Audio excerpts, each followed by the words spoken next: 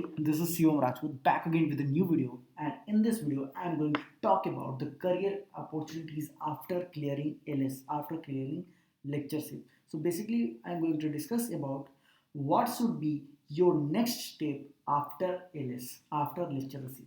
I got lots of requests from my students, my juniors, my junior Sunny Jha and then Rachna Shukla, Ravi Tiwari, and many more.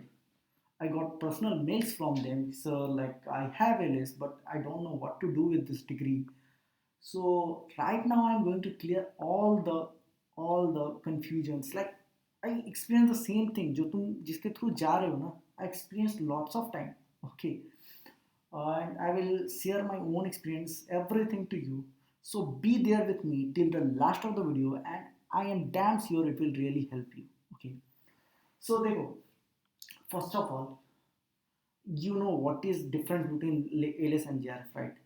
ALS is basically when you get less marks compared to JRF. इसका full form होता है lecturership. Okay, इसमें कुछ कम marks कम होते हैं. जैसे for example से suppose किसी साल लेक्चररशिप के लिए you have 100 marks. Okay, and JRF के लिए उसी साल में सपोज 110 मार्क्स है.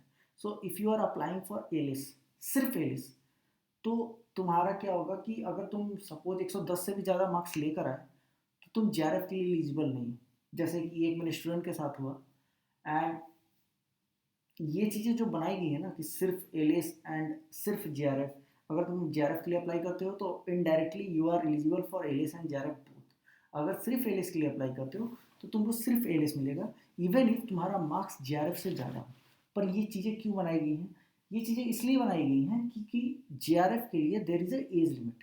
Okay, there is a age limit for JRF. इसके बारे में मैं ऑलरेडी एक वीडियो में बता चुका हूँ, डिटेल एनालिसिस ऑफ JRF. ये आप देखो CSIR नेट JRF, वो वीडियो को लिंक में डाल दूंगा. वहाँ आपको डिटेल एनालिसिस मिल जाएगा about this age limit and the money, the scholarship, everything about this JRF. Okay, so basically अगर आपका एज सपोज ख़त्म हो गया, जनरल का कम है एंड देन उससे ज़्यादा थोड़ा OBC SC ST का और थोड़ा एज का लिमिट ज़्यादा दिया गया है. सो अगर आप अपने एज लिमिट को क्रॉस कर देते हो तो आप JRF के लिए एलिजिबल नहीं हो. देन आप सिर्फ एलिस दे सकते हो. तो सिर्फ एलिस का जो सीन है ये इसीलिए फॉर्म में मिलता है कि apply for LS only, apply for JRF. अगर आप JRF क्वालिफाई हो तो आपके इनडायरेक्टली दोनों हो जाते हैं. सो अगर आप MSc में हो या MSc क्लियर कर चुके हो just, then go for JRF only. अगर आपका ये एज लिमिट कंप्लीट हो गया है तब एलिस के लिए आप जाओ. ठीक है. अब ये एलिस में आप देखोगे, जब आप एग्ज़ाम देने जाओगे तो आप देखोगे कि कुछ लोग ऐसे भी होते हैं जो बहुत अटेम्प्ट दे चुके हैं, जिनका मतलब ऑलरेडी मास्टर्स कुछ 8 साल 9 साल पहले कंप्लीट हो चुका है and they are still giving this exam. अब ऐसा क्यों होता है? सो बेसिकली उसमें से ऐसे बहुत से लोग हैं जो PhD कर चुके हैं. मतलब आज से 10 साल पहले ऐसा सीन था कि लाइक PhD के लिए there is no requirement for this thing LS और नेट. कोई ज़रूरी नहीं होता था, कोई कहीं यूज़ नहीं होता था, कोई मांगता नहीं था. But now it's compulsory. Okay, तो अगर उनका अगर PhD अभी कंप्लीट भी है और अगर वो कहीं ज्वाइन करना चाहते हैं असिस्टेंट प्रोफेसर, तो ये अब मैंडेटरी है कि आपका LS होना चाहिए, तभी आपको परमानेंट जॉब मिलेगा एज अ असिस्टेंट प्रोफेसर. तो इसलिए वो हम लोग के साथ बैठे होते हैं. ओके, अब देखो, सिंस आपका LS क्लियर है, दैट मीन्स आपके और JRF के बीच में ज़्यादा से ज़्यादा डिफरेंस होगा 10 मार्क्स का. ओके, 10 मार्क्स 8 मार्क्स ऐसे लेके चलो. यानी आप में और एक JRF में ज़्यादा का डिफरेंस नहीं है. आप भी मेहनत कर चुके हो, बस आप उस मेहनत को उस 3 घंटे में चैनलाइज नहीं कर पाए. ओके, आप एक LS क्वालिफाइड और एक JRF क्वालिफाइड को ऐसे कंपेयर नहीं कर सकते. डिफरेंस उनमें यही है कि वो जितने मेहनत किया ना JRF वाला, उसने अपने सारे मेहनत को 3 घंटे के अंदर चैनलाइज किया. मतलब समझ रहे हो? You are getting my point, right? So you are already a diamond, तुमको बस तराशने की ज़रूरत है. ओके, सो LS क्वालिफाइड है, that means you have that capability, you have that capacity to clear JRF by next time. Okay, कर ही सकते हो, बस हार नहीं मानना. अगर हार मान गए तो नहीं होगा. ओके, नहीं होगा. Let me tell you my story. Okay, so जब हम मास्टर्स में थे, I clear 3 times LS and इतना बुरा लगा था. लास्ट टाइम में तो मेरा LS में 7th रैंक आ गया था एंड हम लिटरली उस रात को रो रहे थे। और मेरा जो डिफरेंस था जेआरएफ और एलएस के बीच में उस दिन, मतलब मेरे मार्क्स का डिफरेंस, उस साल 115 मार्क्स पर जेआरएफ क्लियर होने वाला था। एंड बेसिकली हम 2019 के जून के बारे में बता रहे हैं। एंड मेरा आया था 114.4, 0.6 मार्क्स कम थे मेरे। और हम लिटरली रो रहे थे कि काश मेरा जेआरएफ हो जाता। एंड लाइक इतना रो रहे थे, लाइक हम क्या बताएं। ओके, तो ऐसा स्टोरी था। बट जो होता है अच्छे के लिए होता है। तो अगर वो चीज़ें नहीं होती मेरे साथ तो हम नेक्स्ट टाइम और मेहनत नहीं करते, क्योंकि मेरा कंटिन्यूस 3 बार से एलएस क्लियर हो रहा था। All India rank 63, all India rank 23, all India rank 7। And last time में हम पूरा ये हो गए, मतलब एकदम डिप्रेशन में चल गए थे, खतरनाक डिप्रेशन। एंड फाइनली मैंने बोला कि नो, अब बस हो गया तो हो गया, अब और मेहनत करना है। ऐसा नहीं कि मतलब हर बार मेरे मार्क्स इंप्रूव हो रहे थे, बट वही होता है ना कि आप उस 3 घंटे में आप चैनलाइज नहीं कर पाते हो। आप, आपको कॉन्सेप्ट मालूम है, जो एलिस क्लियर कर रहा है he knows everything. All he need is some more practice, some more concentration. Okay, ये चीज़ें चाहिए।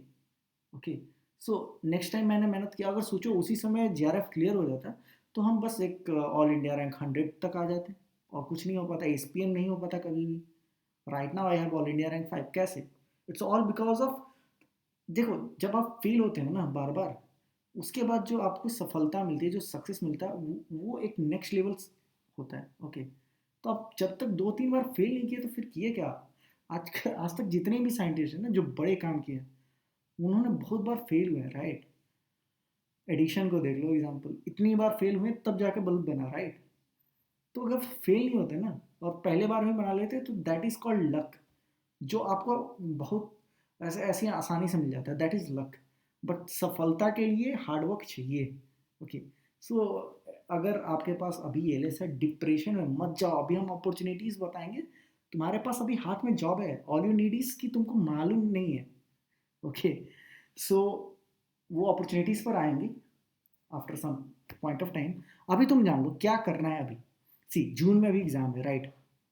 जितने भी एलएस क्वालिफाइड हो तुम लोग, अभी ऑलरेडी जो एमएससी जस्ट कंप्लीट किया है उससे नेक्स्ट लेवल पर हो तुम लोग, क्योंकि उन्होंने अभी, उनके पास एक्सपीरियंस की कमी है, उनके पास एलएस की डिग्री नहीं है, वो एग्ज़ाम में उतनी बार नहीं बैठे हैं जितने बार तुम बैठ चुके हो। So you are already in the top level of competition. Okay, second चीज़ कि अब तुम्हारे पास जो 4 मंथ है ना, तुम्हारे ऑलरेडी सिलेबस कंप्लीट है।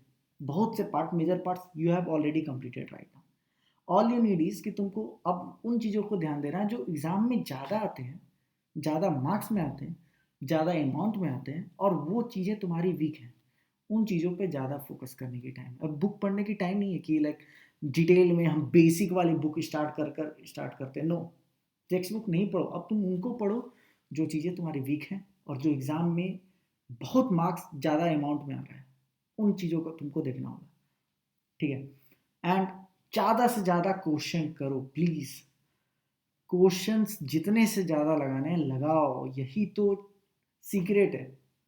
जितने क्वेश्चन सॉल्व करोगे उतने बेटर होगा आपके लिए। ओके, एंड यस, तो लाइक ये 3 चीज़ें हो गई जो आपको नेक्स्ट जून तक क्लियर कराएंगी। ओके, और एक चीज़ और बता देते हैं, जब आप एलिस में एग्ज़ाम देकर आपके पास क्लियर हो जाते हैं एंड देन आपके पास चीज़ें होती हैं, like you already have concept, you have everything, but still तुमको लगता है कि अरे एक बार, कितने लोग इसमें ऐसे भी होंगे ना जो जिनका एलिस 2-2 बार क्लियर हो चुका होगा, 3-3 बार क्लियर होगा, तो उनको ऐसे ऐसे दिल में ऐसे बढ़ जाता है कि कभी मेरा होगा ही नहीं, हम एलिस में ही रह जाएंगे, लाइक दैट। तो वो लोग उसके बाद आगे पीएचडी का ऐसा सोच ही, होप ही छोड़ देते हैं, वो सीधे प्रोजेक्ट ज्वाइन कर लेते हैं एंड देन उसी पे कंटिन्यू कर लेते हैं। ऐसा मत करो। इवन इफ तुमको बहुत ज़्यादा अगर फाइनेंशियल कंडीशन खराब है, प्रोजेक्ट ज्वाइन कर चुके हो, तब भी तुम तैयार करो, सीएसआईआर की तैयारी करो। अगर हो जाता है जेआरएफ तो तुम्हारे पास एटलीस्ट 5 इयर्स तक तो कोई के सामने ऐसे नहीं होगा ना कि पैसे चाहिए। लाइक तुम्हारे पास अपने फंड हैं, तुमको सरकार फंड देगी, राइट? सो वो एक बेनिफिट होता है। सो कभी भी तैयारी मत छोड़ो। Okay, and I am there for you know. हमको टॉपिक बता, I will make a video, everything. तुमको जो चाहिए तुम हमको बोलो, कमेंट करो, ओके, वीडियो में। ओके, वन मोर थिंग, लोगों को ऐसा लगता है कि जैसे जीआरएफ की एक वैलिडिटी होती है, आप जीआरएफ जैसे क्लियर किए इस साल में तो 2 साल तक वैलिडिटी होगी। आफ्टर एग्जामिनेशन जिस तारीख को था वो उस दिन से 2 साल तक वैलिडिटी होती है। 2 साल के अंदर अगर आप एडमिशन कहीं ले लिए तब आपको मिलेंगे स्कॉलरशिप, अदरवाइज नहीं मिलेंगे। लेकिन एलएस में ऐसा नहीं है। एलएस में अगर आपका एक बार क्लियर हो जाता है एंड आपको लाइफ में कभी भी असिस्टेंट प्रोफेसर बनना है, वो सर्टिफिकेट यूज़ कर सकते हो, उसकी ऐसी लिमिट नहीं होती एलएस की। ओके, और डिफरेंस अगर देखो तो एलएस के केस में क्या होता है कि आपके पास अपने स्कॉलरशिप खुद की नहीं होती है अनलेस एंड अनटिल आप किसी प्रोजेक्ट को ज्वाइन नहीं करते हो। लेकिन जीआरएफ में बेनिफिट है कि आपके पास अपना स्कॉलरशिप होता है और आप किसी भी इंस्टीट्यूट में अगर आप अप्लाई करते हो देन यू आर एलिजिबल। ऐसा नहीं कि ज़रूरी कि हो ही जाएगा, वहाँ वहाँ भी इंटरव्यू देने पड़ते हैं, कुछ लोग अपने एग्जाम्स कंडक्ट कराते हैं, कुछ पैनल के सामने इंटरव्यू देने पड़ते हैं। अगर आप वो इंटरव्यू क्लियर करते हो तो नो डाउट हो जाएगा। बट एलएस में ऐसा नहीं है। एलएस में तो पहले तो बड़े बड़े इंस्टीट्यूट्स के सपने छोड़ दो। अगर आप पीएचडी के बारे में सोच रहे हो, ओके, वो लोग ऐसा मतलब करते हैं, उनको कन्विंस करना होता है। देन अगर आपका सपोज प्रोजेक्ट आ जाए तो ज्वाइन कर सकते हो बड़े इंस्टीट्यूट का। ऐसा नहीं है कि आप रिसर्च फेलो के फॉर्म में नहीं जा सकते हो डायरेक्ट उन इंस्टीट्यूट्स में, as a project assistant to join कर सकते हो। This is the merit of this. And I will tell you कि देखो डिफरेंस नहीं है सैलरी का, salary will be the same, the scholarship will be the same, almost same. Okay, थोड़ी सी डिफरेंस आती है, I will tell you later. Okay, so अब देखते हैं कि अपॉर्चुनिटीज़ क्या है। देखो, फर्स्ट चीज़ है अप्लाई फॉर पीएचडी। अगर आपके पास एलएस है you can apply for PhD. सबसे आसान होता है यूनिवर्सिटीज़ के अंदर इंटर करना एलएस के डिग्री पर। तब आपको वहाँ का पेट एग्जाम नहीं देना पड़ता है। PET is PhD entrance test. Okay, वो देना नहीं पड़ता, आप सीधे इंटरव्यू दो and you are eligible to this kind of PhDs. Okay, universities PhD, इसमें यूनिवर्सिटी फंड देती है और यूनिवर्सिटी का फंड कुछ 12,000 से 14,000 के बीच में होता है। अलग अलग जगह का डिपेंड करता है। जैसे दिल्ली का मैंने यूनिवर्सिटीज़ में पता किया, वहाँ 12,000, यहाँ गोवा में 12,000 मिलता है, ऐसा ऐसा करके डिफरेंट यूनिवर्सिटीज़। लेकिन ये ज़्यादा जाएगा नहीं, 15,000 तक मैक्स टू मैक्स जाएगा, उससे ज़्यादा नहीं। ये है यूनिवर्सिटीज़ के फंड पीएचडी के लिए। ठीक है, आप यूनिवर्सिटीज़ में ऐसे भी घुस सकते हो कि थ्रू प्रोजेक्ट्स, यूनिवर्सिटीज़ में कोई प्रोजेक्ट आया तो वो एलएस वाले को ज़्यादा चांसेस रहते हैं इंटर करने के लिए। लेकिन अगेन यहाँ भी इंटरव्यू आपको देना पड़ेगा और कंपटीशन कम होगा क्योंकि यूनिवर्सिटीज़ इतनी हैं इंडिया में कि लाइक यू नो ऑलरेडी। और वैसे यूनिवर्सिटीज़ में आपको जाना है जहाँ प्रोजेक्ट आता हो। ओके, आपके इंटरेस्ट का भी होना चाहिए। So that is the thing. PH ये आपके एलएस डिग्री से आईआईटीज़ में भी इवन एडमिशन हो जाते हैं। और सबसे आसान होता है ऑटम वाले जो पीएचडी के होते हैं एडमिशन्स, उसमें ऑटम वाले में मंथ में जैसे अक्टूबर से सितंबर के टाइम में जो एडमिशन्स होते हैं उस समय भीड़ कम होती है क्योंकि ऑलरेडी सेशन स्टार्ट हो चुका होता है। ओके, मई में नए सेशन हम लोग स्टार्ट होते हैं और वो सितंबर का टाइम है तो वहाँ उसमें भीड़ कम होगा। तो जब आप इंटरव्यू के लिए अप्लाई करोगे मतलब फॉर पीएचडी, तो आपको पहले इंटरव्यू के लिए अप्लाई करना होता है ना, तो उस इंटरव्यू में आपके कॉम्पिटिटर्स कम होंगे। ओके, ऐसे हर पोस्ट के लिए सपोज 100 लोग आ रहे हैं तो उस दिन कम आएंगे, उस समय कम आएंगे। तो ऑटम वाले में इंटर करना ज़्यादा आसान होता है। देन इवन आप समर वाले में भी इंटर कर सकते हो नो डाउट, बट कंपटीशन थोड़ा बढ़ जाएगा। एंड कुछ ऐसे भी टॉप मोस्ट मतलब टॉप के अपने यहाँ संस्थाएं इंस्टीट्यूट्स हैं जैसे आईसर्स। तो आईसर में ज़रूरी नहीं है कि एलएस हो आपके पास। अगर एलएस है, अगर जेआरएफ है तो नो डाउट आपको थोड़ा प्रेफरेंस मिलेगा। बट अगर नहीं भी है then it's okay, you can join. Okay, उनके अपने एंट्रेंस टेस्ट है, उनके अपने इंटरव्यूज़ हैं, उनके पैनल के सामने आपको इंटरव्यू देना होगा एंड क्लियर करो and you can join IISERs. IISER is the topmost, no, अच्छा है, बहुत अच्छा है पीएचडी के लिए। तो आप वो कर सकते हो, यानी आप पीएचडी के लिए अप्लाई कर सकते हो। अब बात आती है कि क्या इससे CSIR institute, ministry of earth science institute और इसरो जैसे इंस्टीट्यूट्स में जा सकते हैं? तो यस, डेफिनेटली आप जा सकते हो। देखो, दो तरीके हैं, या तो प्रोजेक्ट में इंटर करके आप पीएचडी करने लगो अपने प्रोजेक्ट में ही, और या तो आप कन्विंस कर दो जो भी पैनल है उनको कन्विंस करो, या प्रोफेसर को, या जिसको भी आप सुपरवाइज़र बनना चाहते हो उनको मेल करो, उनको कन्विंस करो कि हम इस फील्ड में काम करना चाहते हैं, मेरा एकेडमिक स्कोर बहुत अच्छा है, एकेडमिक स्कोर अच्छा होना चाहिए। अगर आपके पास एटलीस्ट जीआरएफ नहीं है तो एकेडमिक्स तो अच्छे होने चाहिए। उनके पास रिसर्च का प्रपोजल भेजो, अगर वो कन्विंस हो जाते हैं तो नो डाउट वो तुमको पैसे देंगे। ओके, प्रोजेक्ट में जाओगे तो भी मिल सकता है, लेकिन देखो प्रोजेक्ट का एक होता है ना कि पहले तो हर प्रोजेक्ट आपके इंटरेस्ट का नहीं होगा। अगर सपोज इंटरेस्ट का आ जाता है तो उसमें नंबर ऑफ कॉम्पिटिटर्स ज़्यादा होंगे, एक दो ही वैकेंसी आती है, कॉम्पिटिटर्स बहुत बैठे रहते हैं, आपको उनके बीच में इंटरव्यू क्लियर करके जाना होता है। लेकिन इन केस अगर मिल जाता है तो again it is almost equivalent to this JRF scholarship, almost equivalent है। ओके, 31 मिल जाता है प्रोजेक्ट असिस्टेंट 2 को आराम से, and there is a TA, HRA और सारे बेनिफिट्स हैं आपको। सो ऑलमोस्ट इक्वल, एंड आप प्रोजेक्ट में भी PhD कर सकते हो। आप जैसे आपका प्रोजेक्ट का tenure suppose it is 4 years, और अगर आप 4 ईयर्स में 2 पेपर लिख दिए और प्रोजेक्ट मतलब PhD कर ली उसी टाइम में, तो ना आपका प्रोजेक्ट भी हो गया और आपका PhD भी हो गया साथ साथ, आप अपने प्रोजेक्ट वाली चीज़ें में ही PhD कर लिए, राइट।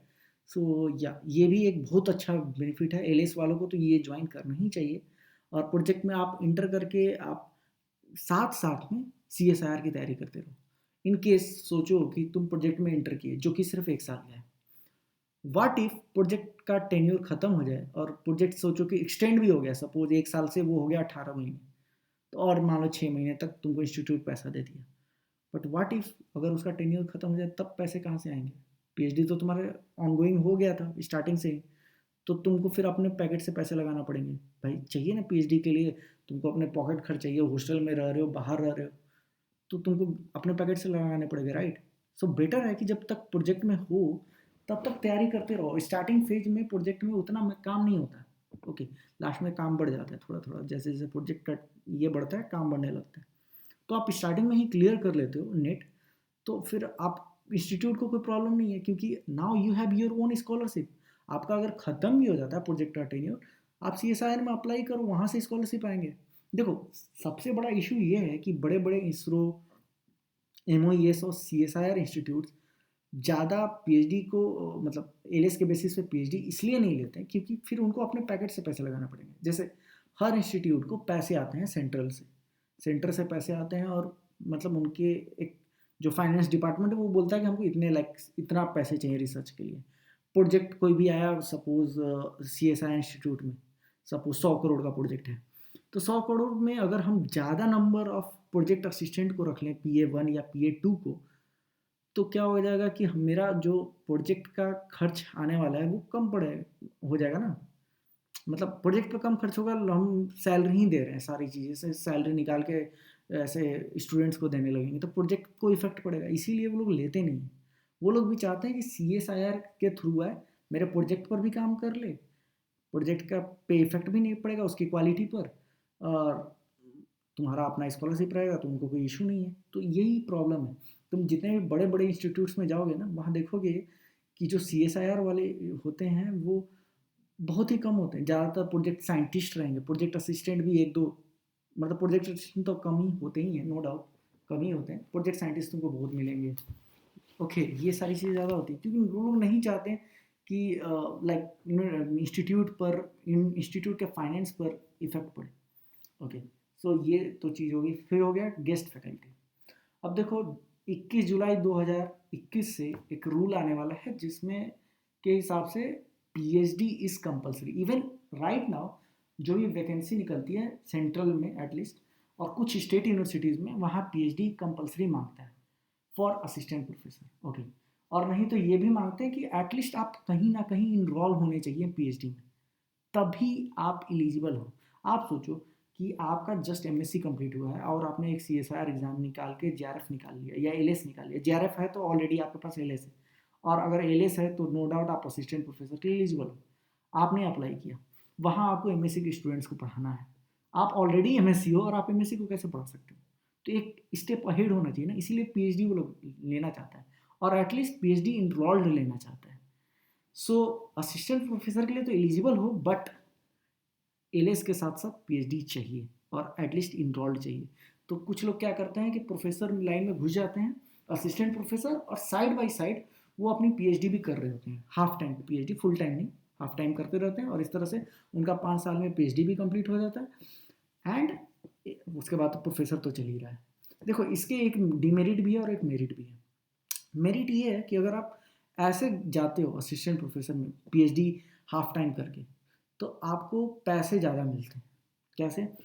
जैसे कि अगर आपके पास एलएस है, मान लो कि 31 एचआरए टीए मिलाकर 35-36 आपका हो रहा है पर मंथ, लेकिन as a assistant professor it will be around 60,000। Okay, ये तो एक मेरिट हो गई क्योंकि आपको आफ्टर एमएससी एक जगह 60,000 मिल रहा है और एक जगह मिल रहा है आपको कितना, सिंपल 36,000 या 35,000। वो भी टाइम पे नहीं मिल रहा है, कभी कभी एक महीना लेट से ही आता है। पैसे पैसे आते हैं, लेट से आते हैं। जीआरएफ में लेट से आते हैं, सीएसआईआर का जो आता है पैसे उसमें थोड़ा लेट होता है। बट अगर आप इंस्टीट्यूट फंडेड प्रोजेक्ट में हो तो आपको हर मंथ में मिलेगी। यही हमको सबसे अच्छा लगता है एलिस के बारे में। This is the best thing. और बहुत से इंस्टीट्यूट टाइम पे दे देते हैं एक्सेप्ट फ्यू इंस्टीट्यूट्स जिनका फाइनेंशियल कंडीशन अभी सही नहीं है। लेकिन मोस्ट ऑफ द इंस्टीट्यूट्स का ऐसा सीन है कि वो टाइम पर आपको 30 तारीख को पैसे आ जाएंगे। ओके, ये एक चीज़ अच्छा है एलिस का। तो हम क्या बोल रहे थे कि अगर आप आफ्टर एमएससी ज्वाइन कर लेते हो किसी भी लाइक इसको यूनिवर्सिटी को, ठीक है, as a permanent faculty suppose जब ज्वाइन करते हो पीएचडी में इनरोल होकर, तो आपको यहाँ 60,000 मिलते हैं। ठीक है, आप एक ही टाइम पर पीएचडी का स्कॉलरशिप नहीं ले सकते हो और ये प्रोफेसर वाला स्कॉलरशिप एक टाइम पे दोनों नहीं ले सकते हो। या तो आपको वो लेना पड़ेगा या तो ये लेना पड़ेगा। तो बेटर आदमी 60,000 वाला लेता है। तो ये एक चीज़ ये अच्छा है। बट परमानेंट होना इट्स डिफ़िकल्ट। देखो पहला बात कि हर जगह सेम चीज़ नहीं है कि लाइक सिर्फ आप एलएस क्लियर करके आइए और चले जाइए, ऐसा नहीं है।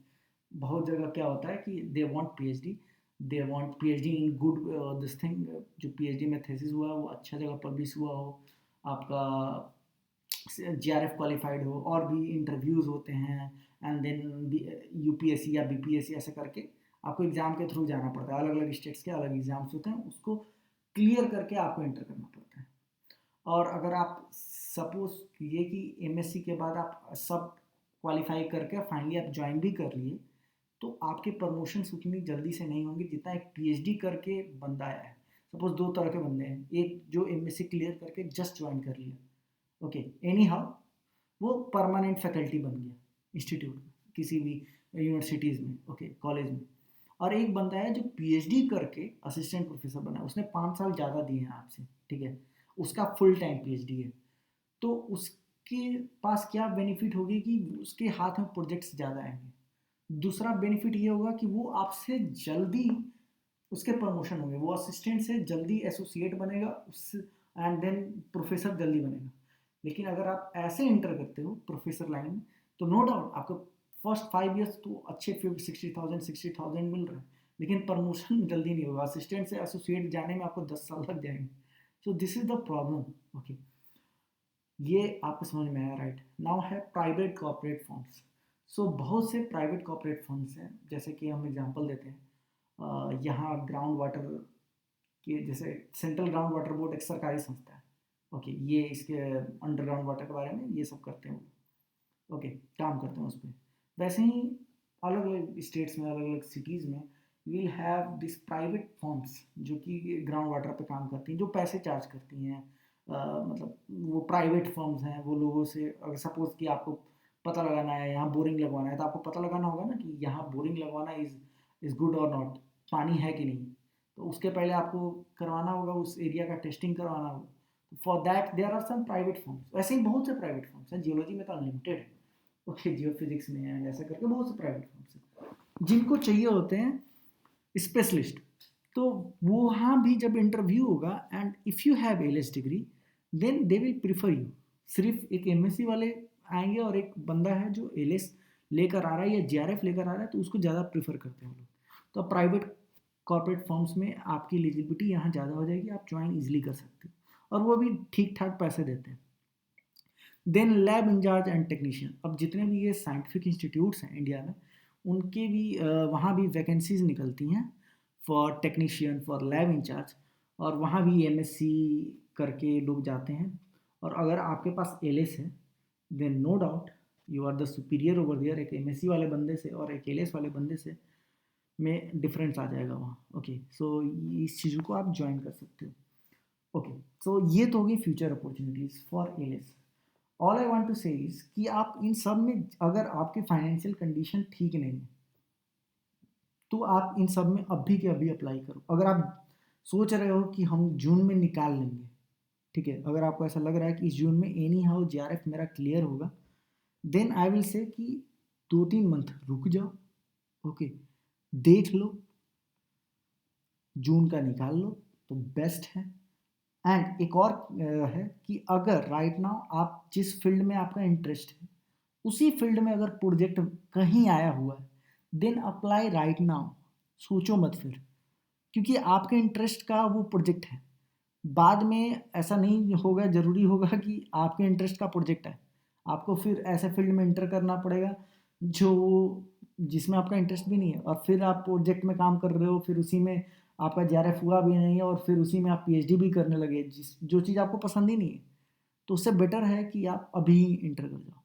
और अगर ऐसा कोई इंटरेस्ट का काम नहीं है तो देन वेट टिल जून। जून में एग्ज़ाम दो, अच्छे से दो, अच्छे से प्रिपेयर करो। यू हैव हार्डली 2 और 3 मंथ्स, राइट? तो कर लो ना 2-3 मंथ, फिर लाइफ एंजॉय करो यार, फिर लाइफ एंजॉय करो तुम। This is all I want to say. Okay, and I am there for you. Okay, if you have any problem, any doubt, feel free to ask. Okay, so कोई problem बताओ। And सी, ये जो website है मैंने तुम लोग के लिए ही लॉन्च की हुई है। Here you will get 3500 questions, entire syllabus को कवर किया है। देखो, मैं तो रेकमेंड करूंगा कि जिनके पास भी एलएस है और right now they want to become a JRF scholar, तो प्लीज़ ये चीज़ करो। देखो, हमको कहाँ लगता है कि प्रॉब्लम आती है बेसिकली आपके न्यूमेरिकल्स में।